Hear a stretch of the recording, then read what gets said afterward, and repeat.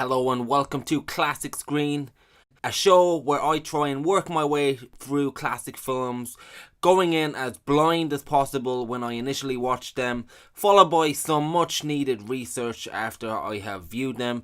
Now, this episode's movie is the 1949 boxing film noir sports film directed by Mark Robson, starring Kirk Douglas and Arthur Kennedy and Marilyn Maxwell as well.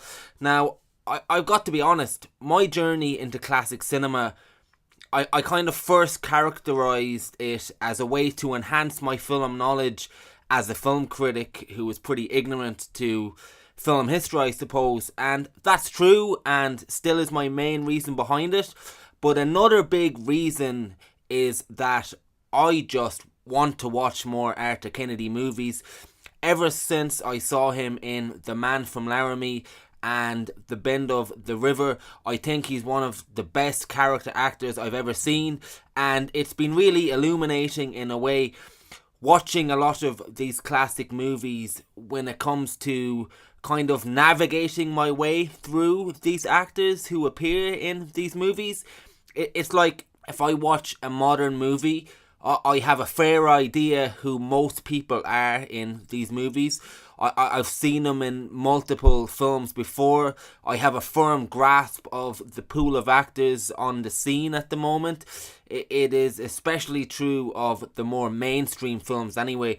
I mean, an indie film might come along like The Rider, which I reviewed recently, and I'll know absolutely nobody. But with mainstream films, you kind of get to know the faces and the current crop of stars fairly soon. But with these classic films, it's like I'm so overwhelmed by a pool of actors who I'm not familiar with. Like, I'll know a Brando or a James Stewart. There will probably be one star that I know per movie usually. But one thing I've absolutely loved about watching these classic movies so far is I'm slowly starting to become familiar with this new pool of actors who I wasn't familiar with before. But because it isn't current, it's a whole different experience and a whole different kind of way I become invested in them. If I watch a performance by a young Jake Gyllenhaal or somebody like, I don't know, Cillian Murphy early in his career, it's like I bookmark him and I'm looking forward to what he does next. But with these classic movies, which I've been watching, it's like I'm surrounded by these actors at different parts in their careers, and I have no reference point either where to go with them and who I should look out for. Like, I don't know if this is just a performance I've come to admire in a movie and I won't see this guy again, or, you know, this is a performance by a very talented actor who was a big deal before, who I just was ignorant to. But I'm so overwhelmed by new faces in this journey through classic cinema.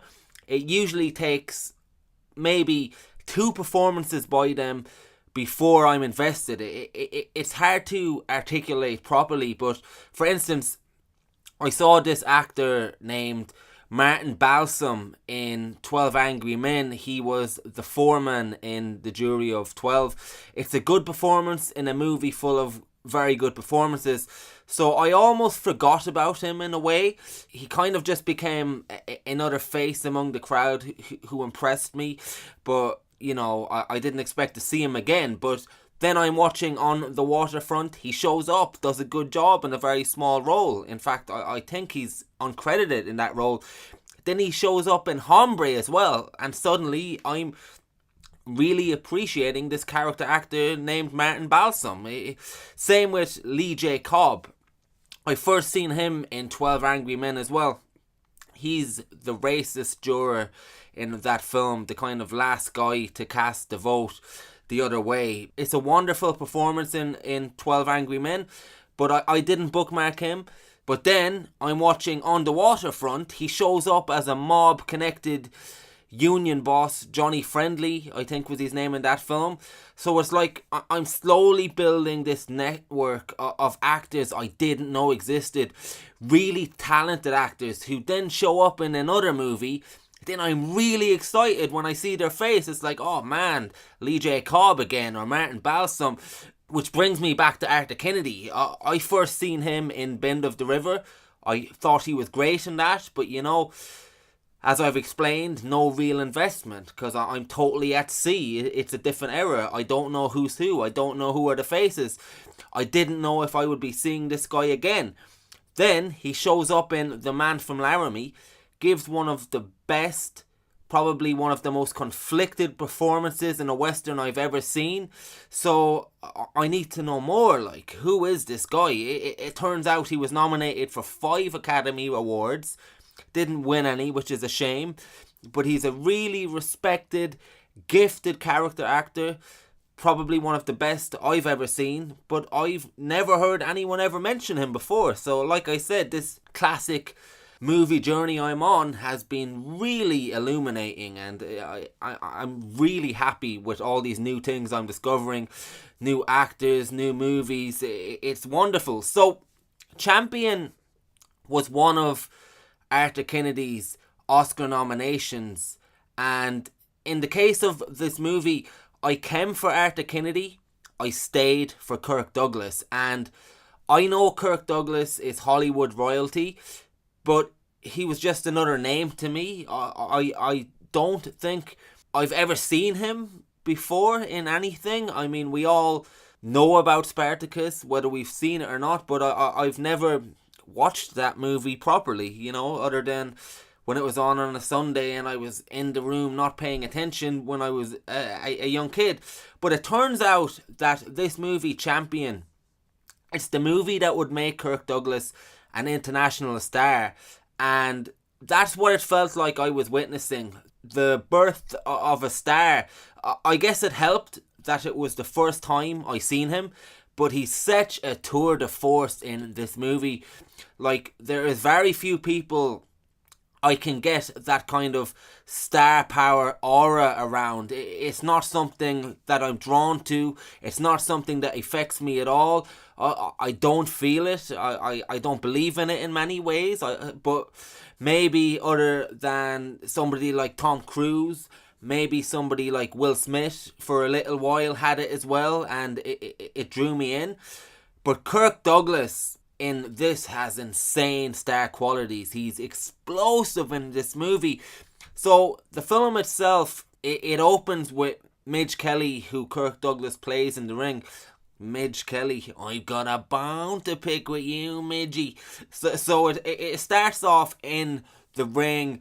I guess it's a big sporting venue. We see not exactly a chiseled Kirk Douglas, but certainly a very well-equipped boxing physique for back then, Kirk Douglas, I suppose. Then we have the commentator saying something along the lines of, Midge Kelly really is a champion in every sense of the word. He started off in poverty and he's ragged to riches tale as taking the boxing world by storm. And then the story kind of, not to say flashes back, but it starts at the beginning with him and his brother, played by Arthur Kennedy, hitchhiking from Chicago to California. Now, Arthur Kennedy plays, and this is the words of the other characters in this movie, but he plays a gimp, and I don't mean he was wearing rubber latex the whole movie like that scene in Pulp Fiction. He is a gimp in the 1940s term, which I guess means he was meant to be crippled, but from what I can see in this movie anyway, he has a slight limp and a walking stick, and that's the extent of his gimpiness. Like, I'm not entirely sure what's meant to be wrong with him, or if having a limp in the 40s was a bigger deal than it is now, is what I'm trying to say. Maybe it was a big deal there, because if you had there was a lot more physical jobs back then, and if you couldn't take care of yourself and had a slight discrepancy and a slight physical deformity, I don't know, maybe it was a big deal because you couldn't find work. But I didn't know what level of disability this performance is trying to convey. He's got a walking stick and a limp, basically. But anyway, it's kind of cool putting this boxing movie in a kind of head-to-head, if you will, with boxing movies of the last few decades, which I know isn't fair to do, and I'm not doing it to pit them together to disparage this movie or modern day movies, but it's kind of hard for me to get my head around what the state of boxing was like in the 1940s and how much fighting techniques have evolved from those times and so on. It's completely out of my expertise. I have no idea, but I do know when I'm watching a movie like Cinderella Man, directed by Ron Howard, which takes place in the 1930s, that it's shot with this kind of modern boxing choreography, if you will, as is something like Raging Bull. But I think in Champion, the fighting scenes are very different to those movies and the modern boxing that I'm used to seeing showcased in films. Now, whether that's down to the choreography of cinema and boxing movies at the time, or whether that is an actual accurate description of how the sport was at times in those days, I don't know. Like I said, I'm not an expert, but to me, the fighting in this movie felt like two Irish lads fighting down an alley drunk at times, or almost like a Nintendo beat 'em up. It's very basic stuff, and like I said, I don't know if that's down to just the limitations of a boxing movie on screen at those times, or that's the kind of boxing that there was. I don't know. Probably the former.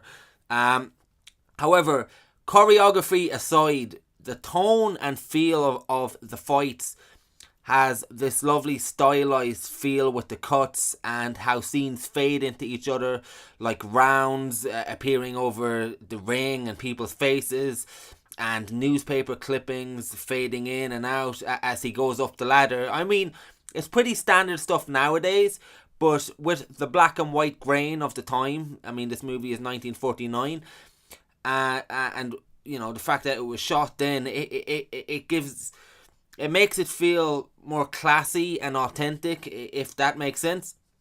But stylistically speaking, and in how certain things are edited around the fight scenes and the film in general, I think Raging Bull actually owes a big debt to Champion, and I wouldn't be surprised if Scorsese, who is of course a big student of cinema, was influenced by Champion in a big way. It feels like Raging Bull, very much aesthetically speaking, it feels very connected to Champion in a big way. Not the boxing scenes, but everything else. But the first big thing to know going in anyway is that the boxing in this film, like I suggested, isn't presented as skilled, not like we are used to in movies now. It's a slogfest. And what is a bit different also is when we first meet Midge, he's never really boxed before in his life, and he falls into it unskilled to make money. Like, he's not a natural talent really. When we first see him, he's never thrown a punch in his life, it seems like. But I think where the movie really shines is in a number of ways, actually. It's interesting that I was talking about Hombre last episode, where Paul Newman's character is like a hero, only in the sense that he is the focal point in the situation in that story, and even what we would call heroic acts are seen in anything but heroic situations due to his attitude and the situation that happens in that movie.